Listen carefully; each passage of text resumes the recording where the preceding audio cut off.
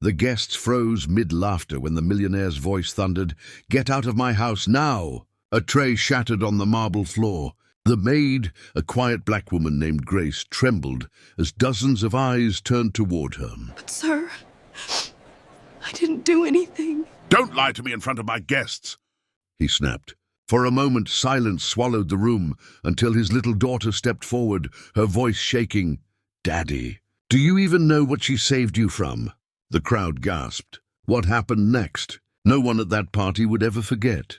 Before we dive in, comment below and tell me, where are you watching from and what time is it right now? I love seeing how far our stories travel. Grace had worked in the Beaumont mansion for nearly 10 years. To her, it wasn't just a workplace. It was where she watched little Emily, the millionaire's daughter, grow from a giggling toddler into a kind young girl who hugged her every morning before school. Grace arrived before sunrise each day, humming gospel tunes as she polished the silver and prepared breakfast. She never complained, not even when the other maids whispered about how Mr. Beaumont barely looked her in the eye. "Morning, Miss Grace," Emily would chirp, running down the grand staircase. Grace would smile. "Good morning, my sunshine. Did you sleep well?" But before Emily could answer, her father's voice would echo from his office, cold and impatient. "Emily, don't bother her. She has work to do." Grace would bow her head slightly, pretending not to notice the tone. She'd learned to swallow pride. It didn't pay the bills. Still, there were moments she couldn't ignore. The way guests sometimes handed her coats without meeting her eyes, or how they called her the help instead of her name. Emily was the only one who saw her as more. One afternoon, while preparing for Mr. Beaumont's grand charity gala, Grace overheard two guests murmuring in the foyer.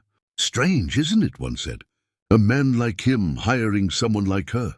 Grace froze. Her heart pounded, but she kept working, brushing away invisible dust just to keep her hands steady. She thought she'd gotten used to the quiet insults. But that night, something would happen that no one could ignore, and it would tear the mask off everything the Beaumont family stood for. The night of the charity gala glimmered with gold and laughter. Expensive cars lined the driveway, their headlights slicing through the soft drizzle. Inside, chandeliers threw shards of light across the ballroom, where men in tuxedos and women in glittering gowns clinked glasses and traded shallow compliments. Grace moved quietly among them, carrying trays of champagne. Her uniform was spotless, her hair neatly tied back. But no matter how perfectly she worked, she felt the weight of eyes on her, judging, measuring, dismissing, careful not to drop that. "Sweetheart," one guest muttered, not even looking at her. "Yes, ma'am," Grace whispered, forcing a polite smile.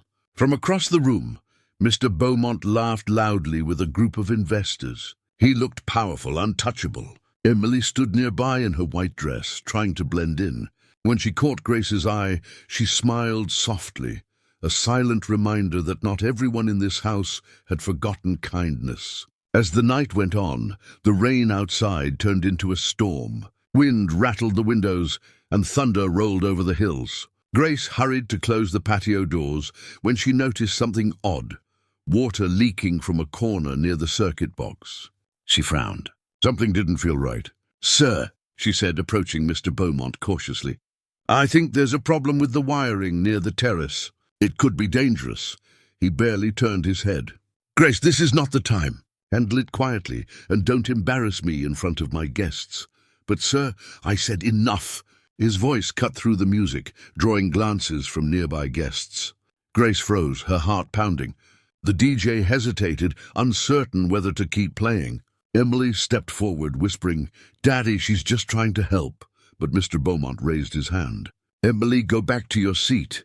Grace swallowed hard and returned to the kitchen, her hands trembling. She'd seen that look in his eyes before, the one that said her words meant nothing. Moments later, a loud pop echoed through the ballroom, followed by darkness. Screams erupted as sparks shot from the corner wall, just where Grace had warned. Panic filled the air. People stumbled, shouting for help. Grace ran toward the source of the smoke, grabbing a fire extinguisher. When the lights flickered back on, everyone saw her standing there, soot on her hands, extinguisher in her grip. The small fire was out, but the embarrassment on Mr. Beaumont's face burned hotter than the flames had. "Everyone's fine," Grace said, catching her breath. I told you it was sparking." Before she could finish, Mr. Beaumont's voice boomed. "You did this. You must have left the wiring exposed. Do you realize what could have happened?" The room fell silent. Dozens of eyes turned toward Grace. "No, sir," she stammered. "It wasn't me. I was just trying to—" "Don't lie to me in front of my guests," he shouted. Emily gasped. "Daddy, stop!" "Enough!" he roared, his face red with fury. "Get out of my house, now!" Grace stood frozen, the humiliation washing over her like cold rain. Her lips quivered, but no words came. She turned to leave, her heart breaking. As she walked toward the door, the crowd whispered, and Emily, trembling, stepped forward. "Daddy," she said, her voice cracking, "if you knew what she just saved you from, you'd be thanking her instead." The room went still. Every head turned, and for the first time that night, even Mr. Beaumont had no words. The room held its breath. The music had stopped, the laughter gone. Only the sound of rain tapping the windows remained. Grace stood near the door, clutching the strap of her bag, her eyes glistening with humiliation. Mr. Beaumont's face was still twisted with anger. "Daddy, please," Emily said, her small voice trembling. "You're wrong." "Emily," he snapped, "go to your room. This woman has embarrassed our family in front of everyone." But Emily didn't move. She stepped closer to Grace, her chin quivering. "No, Daddy." "She saved us," the crowd murmured. Mr. Beaumont frowned.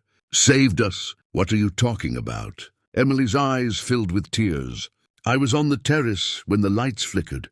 Grace saw the wires sparking near the curtain. She yelled for me to move, but I didn't listen. If she hadn't pulled me back—" Emily's voice cracked. "The whole curtain would have caught fire. I could have been hurt. Everyone could have been." A heavy silence filled the ballroom. Guests exchanged uneasy glances. Someone whispered, "She saved the girl." Grace lowered her head, fighting tears. "I didn't do it for thanks, sir. I just did what anyone would have done." Mr. Beaumont's jaw clenched. His pride was cracking, bit by bit. He looked at his daughter, then back at Grace, his expression wavering between guilt and denial. One of the guests finally spoke. "You accused her. After she saved your family." The weight of that sentence seemed to echo off the walls. Mr. Beaumont opened his mouth, but no words came. For the first time, he looked small, diminished beneath the glittering chandeliers and judgmental stares. Emily stepped forward again, holding Grace's hand. "You always told me to judge people by their hearts," she said softly. "So why can't you do it now?" The air grew still. Mr. Beaumont's face paled. His reputation, his pride, his mask, everything he'd built on status, was cracking right in front of everyone. And as Grace turned to leave, Emily whispered, "You may have money, Daddy, but tonight she's the richest person in this room." Gasps filled the air. Mr. Beaumont's hand trembled. The mighty millionaire, brought to silence by his own child. The next morning, the Beaumont mansion felt quieter than ever. No laughter, no music, just the echo of what had been said the night before.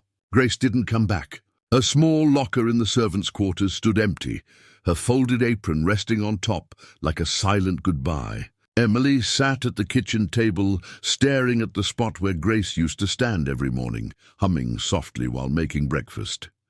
Mr. Beaumont walked in, his suit pressed, his expression unreadable. But something in his eyes had changed. Guilt has a way of humbling even the proudest hearts. "Emily," he said softly, She looked up sharply. "She didn't deserve that, Daddy." He hesitated. "You're right," his voice cracked. "I was wrong."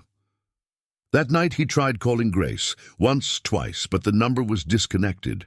She had moved on, leaving behind the place that never truly saw her worth. Months later, at a different charity event, Mr. Beaumont stood at the podium. The crowd was silent as he cleared his throat. "Last year," he began, "I made a terrible mistake. I judged someone not by her actions or her heart, but by the color of her skin. She showed me what real Grace looks like. Her name was Grace." The audience listened, stunned.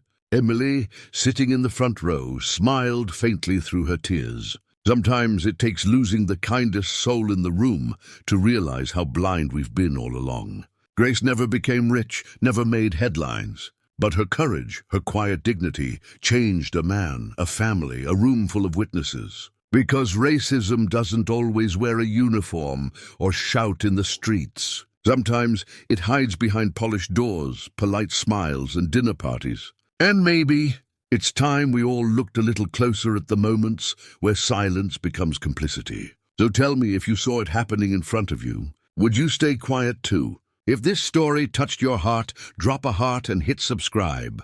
Let's make kindness louder than hate.